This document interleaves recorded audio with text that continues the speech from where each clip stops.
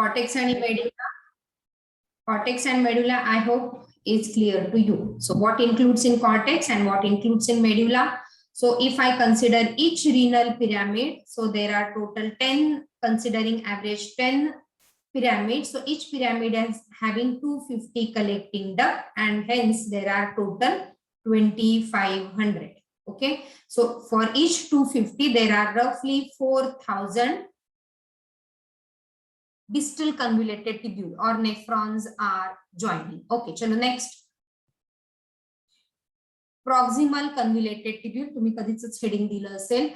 The tubule which is continuing further and forms highly coiled proximal convoluted tubule. Let me tell you the dimension of this proximal convoluted tubule. Just let me check the dimension of this proximal convoluted tubule. They are 12 to 24 mm in length. Okay,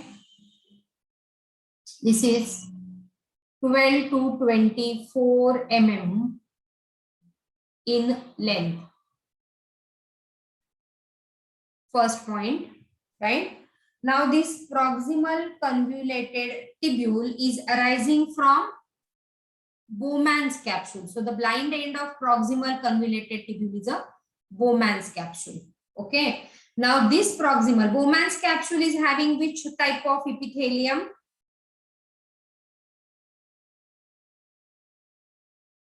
Bola, the epithelium in Bowman's capsule.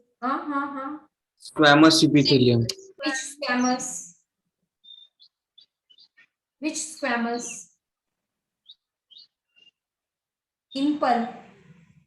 Simple squamous. Okay. So, and now this proximal convoluted tubule. Supposing this is a neck from the Bowman's capsule. Ha lower portion Bowman's capsule. This is a proximal convoluted tubule. So I'll elaborate this over here. So this is a proximal convoluted tubule starting from Bowman's capsule. Now this proximal convoluted tubule is made up of, okay, I hope you are writing, is made up of brush border cuboidal epithelium.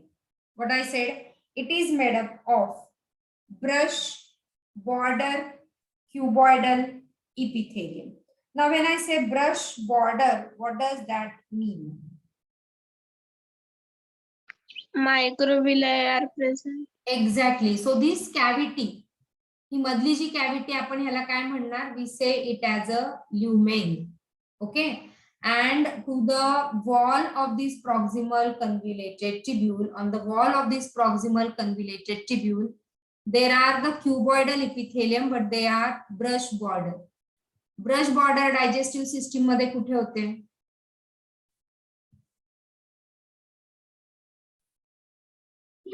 Microvilli. हो ना, कुठे होते? Digestive सिस्टीमच्या कुठल्या part मध्ये होते? Brush border epithelium.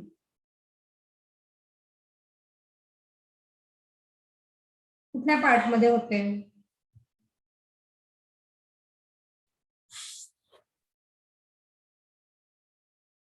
Small intestine.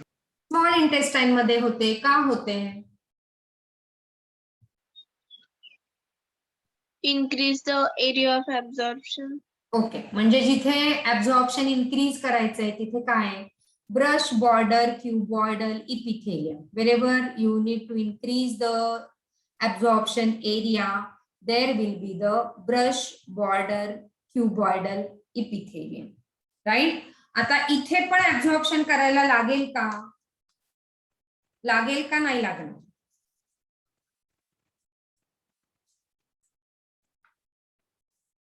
एक उत्तर द्या ना, लागेल की नाही लागणार?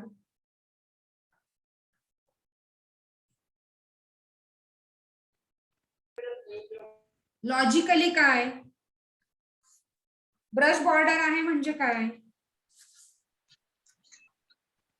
Absorption होईल. होईल ना, ऍब्झॉर्प्शन होईल ना. बघा काय होतं, बोमॅन्स कॅप्सूल मधनं जवळपास इथे किती ब्लड फिल्टर होते बघा, 125 ml per minute.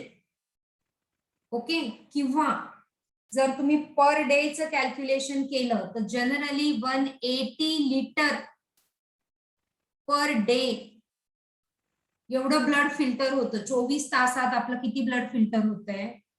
180 litre per day रफली.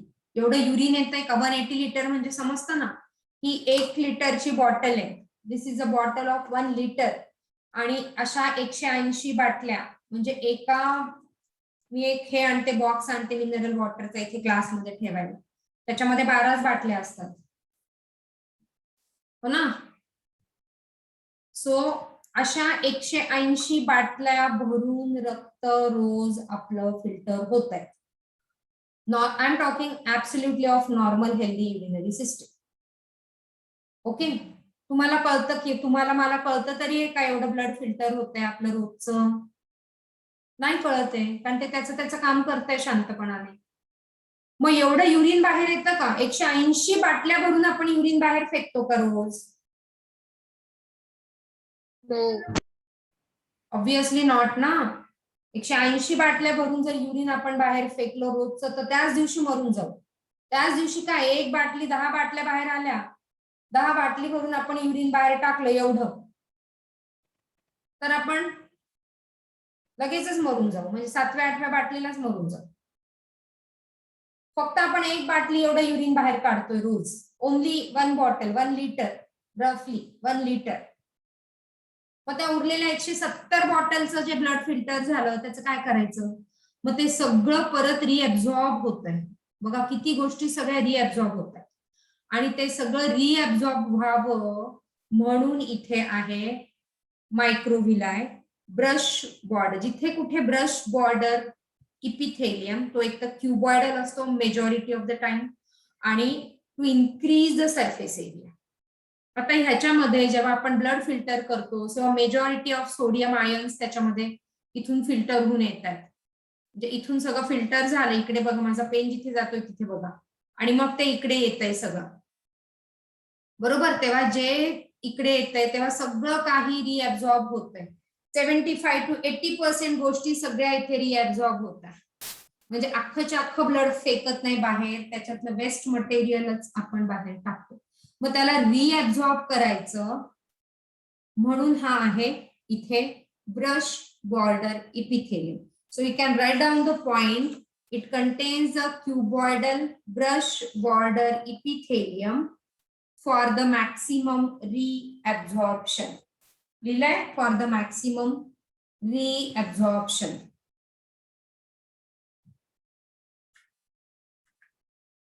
Yes, done? Yes, ma'am. So majority 75 to 80% of the glomerular filtrate, जे काही फिल्ट्रेट झालंय ते रिअब्झॉर्ब. मग काय काय रिअब्झॉर्ब होतंय बघा. 100% ग्लुकोज. ग्लुकोज जे काही आलं असेल ब्लड मधनं, कारण ब्लड मध्ये ऍब्झॉर्ब केलं ना डायजेस्टिव्ह सिस्टीमने. So 100% glucose. Okay, 100% amino acid, body त्याला लूज नाही करत. ओके, त्याच्यानंतर सोडियम आयन्स, पोटॅशियम आयन्स हे किती 70 to 75%. And all this is a active process. All this is a active process. म्हणजे काय? when I say it is an active process म्हणजे काय?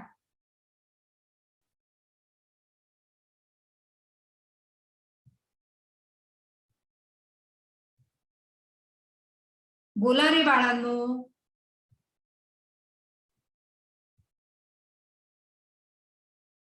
ऍक्टिव्ह प्रोसेस म्हणजे काय? So for active absorption. Yes Ishwari, तू पण बोलत नाही आजकाल.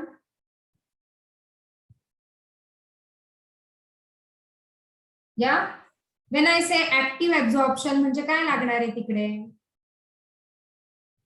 Energy. एनर्जी म्हणजे काय? Glucose. एनर्जी नाही, ग्लुकोज प्लस ना आपल्याला एनर्जी मिळते. फायनली ग्लुकोज एनर्जी मिळते म्हणजे आपण काय तयार करून ठेवतो? ATP. ATPs. Actually ATPs. Active जिथे इन्व्हॉल्व्ह होईल तिकडे एटीपीज इन्व्हॉल्व्ह होतील. आता हे माहित पाहिजे ना, 6वा 5वा 6वा टॉपिक आहे ना हा. सो जिकडे ऍक्टिव्ह ट्रान्सपोर्ट तिकडे एटीपी. आता एटीपी लागणार म्हणजे आपल्याला पॉवर हाऊस ऑफ सेल कोण आहे?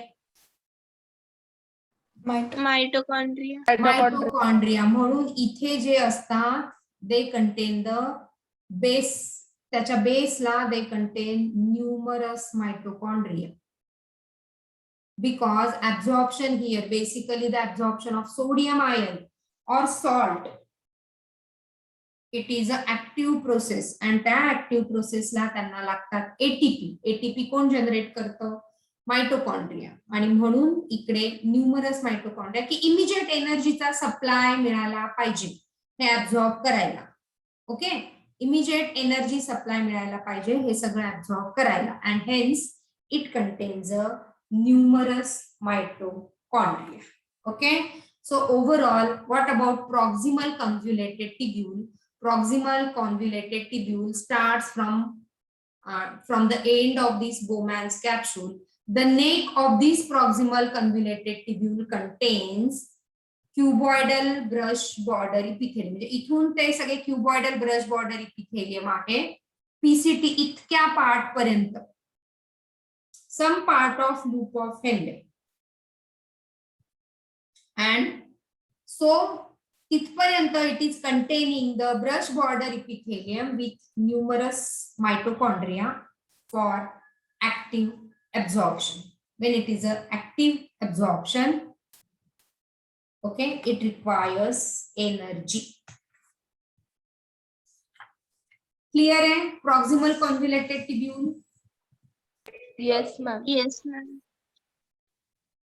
Yes, ma'am. Okay. Now we'll start with the next part. Kai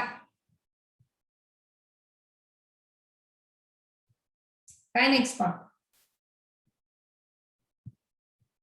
After proximal convoluted tubule इथपर्यंत झाला. Proximal convoluted tubule नंतर हा पार्ट काय? Loop of Henle. Loop of Henle. Okay, now third heading give loop of Henle. बघू पुढे आहे का loop of Henle ची slide. Okay, the PCT continues with loop of Henle. So this is a Henle's loop which has a descending and ascending limb. So give heading loop of Henle. Okay, now write down loop of Henle is in continuation with, after, it is in between which, असं मी विचारलं होतं, or it is in continuation with, In continuation with PCT. yes. So it starts after the proximal convoluted tubule and it ends before. DCT. Yes, it ends before the DCT, distal convoluted tubule.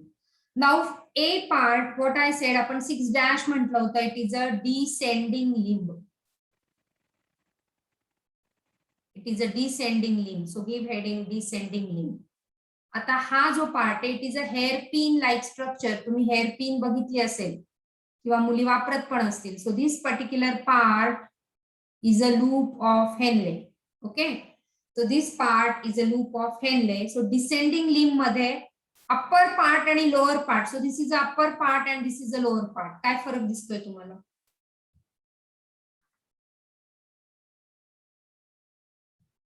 It's upper part. थोडं diameter जास्त. Yes. So write down its upper part contains a thick segment. जे दिसतंय तेच लिहायचं. Diagram मध्ये जे दिसतंय तेच लिहायचंय. जे लिहिलंय तेच डायग्राम मध्ये पाहिजे. थिक सेगमेंट म्हणजे काय? Is it having a same diameter as PCT? Yes or no? Yes. Yes. So write it down. Same diameter as PCT. मग सेम डायमीटर एज पीसीटी आहे म्हणून it is lined with what? Lined with simple पण Brush border, cuboidal. No, not brush border. Brush border PCT मध्ये. Okay, खाली आल्यावर it is having the simple cuboidal epithelium, not brush border, it is simple cuboidal epithelium.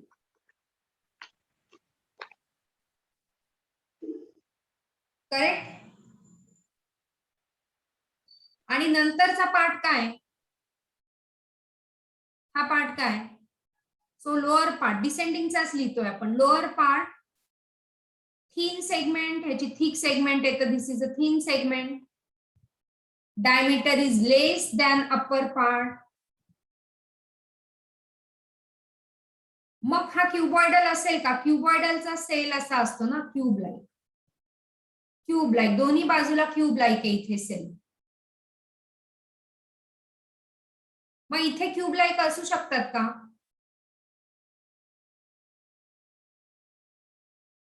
असू शकतात की नाही, तुमचं logic काय म्हणताय.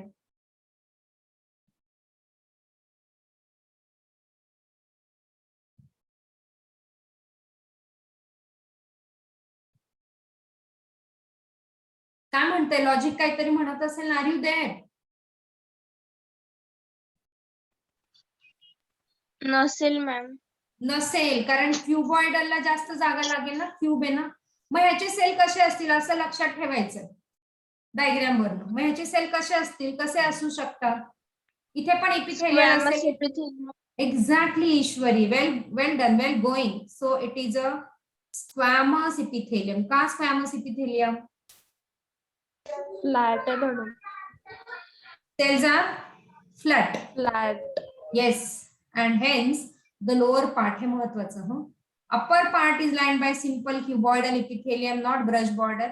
Lower part is of squamous epithelium because the cells are flat. Clear? Now coming to the, हे झालं descending limb. Coming to the ascending limb of loop of Henle. So B part, ascending limb of loop of Henle. परत चला, याचा हा कुठला part होईल, हा ascending झाला ना, इथून हा असेंडिंग झाला. मग हा ह्याचा अपर पार्ट होईल की लोअर पार्ट होईल, Upper part. अपर. अपर होईल ना. So yes, it is a upper part. सांगा आता अपर पार्ट.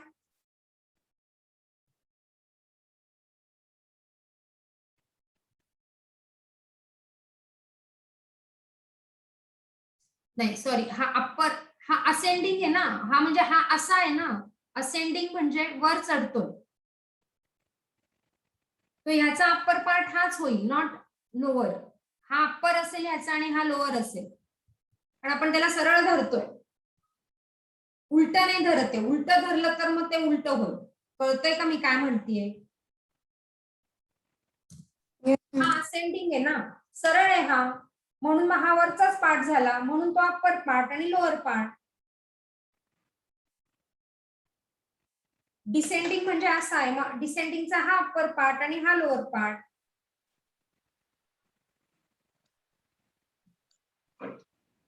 कळलं का हे. Yes ma'am. चल बोल. मग अप्पर पार्ट इज थिक आहे की थिन आहे,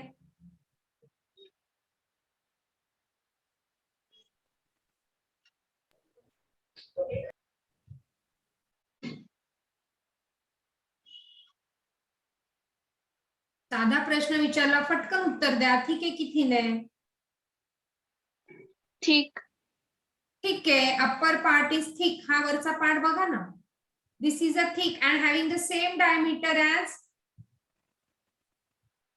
PCT. PCT. मग तो थिक असल्यामुळे मेडअप ऑफ, तुम्हीच बोलायला लागाल आता, थिक असल्यामुळे made up of cuboidal epithelium. Cuboidal epithelium, पण सिंपल, नॉट ब्रश बॉर्डर, कारण मेजर ऍब्सॉर्प्शन सगळे इकडे होते ना, म्हणून ते PCT is a majorly neck region, is brush border epithelium. Okay, so हा सिंपल क्युबॉइडल इपिथेलियम. आणि मग जर लोअर पार्ट बघितला, सो लोअर पार्ट बोला आता. So this is a lower part. Lower part same कोणासारखा, squamous. Squamous. So thin segment आणि squamous epithelium, flat squamous epithelium. आता ह्याचा रोल काय? ओके, आपण काय म्हटलं, 180 बाटल्या ब्लड फिल्टर होत्या आपल्या बॉडीमध्ये. इन मीन 5 लिटरचं ब्लड आहे. Again I am talking healthy body. 5 लिटरचं ब्लड, पण आपण म्हणतो 180 वेळेस ब्लड फिल्टर होतं. 180 लिटर ब्लड फिल्टर होतं. कसं काय होत असेल असं? कसं काय होत असेल? ते ब्लड सर्क्युलेट होतंय ना, सर्क्युलेट होऊन होऊन कन्सिस्टन्सी चालली आहे ब्लडची, सर्क्युलेशनची कन्सिस्टन्सी. म्हणून मी तुम्हाला म्हणते की कन्सिस्टंट अँड कंटिन्युटी ज्याची आहे अभ्यासात, जर हे जर थांबवलं ना किडनीने की आता कंटाळा आलाय, तेच तेच ब्लड काय फिरवत बसू मी, तेच तेच काय वाचत बसू, हो ना, तेच तेच काय ब्लडला सर्क्युलेट करत बसू. जर त्या किडनीने असं म्हटलं, त्या नेफ्रॉनने असं म्हटलं, तर सगळी बॉडी डॅमेज व्हायला लागेल. Within 8 days death. ओके, आणि म्हणून ती कंटिन्युटी किती महत्वाची बघा. कंटाळा नाही करत आहे. 5 लिटर ब्लड किती वेळेस फिरवते, किती वेळेस फिरवत असेल? 180 डिवायडेड बाय 5, 36 वेळेस ती 5 लिटरचं ब्लड फिरवती. आपण काय म्हटलं, 125 ml पर मिनिट एवढं ब्लड ती सर्क्युलेट करते. Okay, so that is the descending and ascending limb of loop of Henley. आता ह्याचं फंक्शन काय? परत युरिन फॉर्मेशन मध्ये इथे आपण काय बघितलं, मेजर सगळे ऍब्झॉर्प्शन इथे पीसीटी मध्ये होत. लूप ऑफ हेनले मध्ये काय होते, मी लूप ऑफ हेनलेच करते फक्त, डीसीटी आणि सिटी परत नंतर करेन. लिंब ऑफ डिसेंडिंग मध्ये काय होतंय, डिसेंडिंग मधनं सगळं जे एक्स्ट्रा पाणी इथून आलंय 180 लिटर फिल्टर करतोय. मग किती पाणी, म्हणजे किती ब्लड आलं असेल, किती पाणी आलं असेल, ब्लड नसेल आलं, किती पाणी त्या ब्लड मधनं सगळं आलं असेल. ओके, तर हे सगळं पाणी परत इथे ऍब्झॉर्ब होतं. हे सगळं पाणी परत ते ह्या पेरिटिब्युलर नेटवर्क आहे ना ह्याच्यामध्ये टाकून देतात. इथून सगळं पाणी पेरिटिब्युलर नेटवर्क मधनं टाकून देतात, म्हणून ते थिक सगळं पाणी बाहेर काढतंय. So it is permeable to water. You can add a note. Descending limb of loop of Henle is permeable to water but impermeable to salt. Impermeable to salt. इथून सॉल्ट ऍब्झॉर्ब होत नाही. Salt असेच्या असे पुढे जातील, म्हणजे sodium, chloride, potassium जे काय आपण घेतलेलं आहे ते सगळे पुढे जातील, पण पाणी मात्र सगळं काढून ते परत ब्लड कॅपिलरीज ह्याच्या सराउंडिंग मध्ये त्याच्यामध्ये टाकून देते. क्लिअर? आणि ascending limb of loop of Henley जो आहे याच्या opposite. Ascending limb of loop of Henley काय करेल, it is impermeable to water. असेंडिंगचं लिहिते मी, तुम्ही पण लिहा, मी उद्या विचारेन आणि मग पुढे जाईन. Ascending limb of loop of Henle is impermeable to water. पाणी इकडनं बाहेर जाणार नाही, पण इकडनं जे बाहेर जातील ते salt, Na+, Cl- K potassium plus, हे सगळे. So ascending limb of loop of Henley. पाणी वर चढवायला त्रास होतो की नाही? खाली जर पाणी येतंय, मी 10व्या मजल्यावर राहते, तर पाणी वर खेचायला काय लागेल? पंप लागेल. एक तर सहजासहजी येईल का? नाही येणार. सो तसं लक्षात ठेवा. Ascending limb of loop of Henle is impermeable to water but permeable to salt. Permeable to salt. उलट, दोघांच्या ऍक्शन अपोजिट आहे. कळलं का हे? Yes ma'am. Yes, ma'am. Vedant, Yes, ma'am. Confidence नाही त्या येस मध्ये. Yes, ma'am. हा, सो तुम्ही जेव्हा कम्युनिकेट करताना, so communication is a skill. आणि मी पुन्हा पुन्हा सांगते, ज्याचं कम्युनिकेशन छान तो सक्सेसफुल. मी हे रेकॉर्डिंग बंद करते, मला इथेच थांबायचं आहे. जास्त तुम्हाला टॉर्चर नाही करायचं. तुमच्या शब्दात मॅडम इतकं शिकवताना टॉर्चर होतो.